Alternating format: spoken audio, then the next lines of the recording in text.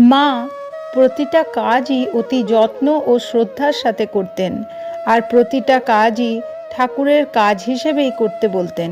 তিনি ভক্ত নিশিকান্ত মজুমদারকে বলেছিলেন, মনে করবে এ ঠাকুরের সংসার, তুমিও ঠাকুরের, ঠাকুরের সংসারে ঠাকুরের কাজ করছো।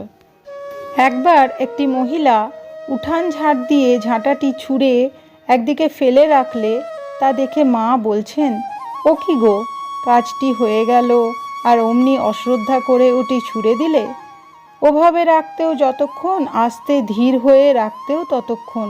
ছোট জিনিস বলে কি তুচ্ছবোধ করতে আছে? যাকে রাখো সেই রাখে, আবার তো উটি দরকার হবে মা। তাছাড়া এ সংসারের উটিও তো একটি অঙ্গ, সেদিক দিয়েও তো ওর একটি মান্যি আছে। যার যা মান্যি তাকে সেটি দিতে হয়। ঝাঁটাটিকেও মান্যি করে রাখতে হয়, সামান্য কাজটিও শ্রদ্ধার সহিত করতে হয়। মা বলতেন, যার যেটি প্রাপ্য সেটি তাকে দিতে হয়। যা মানুষে খায় তা গরুকে দিতে নেই, যা গরুতে খায় তা কুকুরকে দিতে নেই।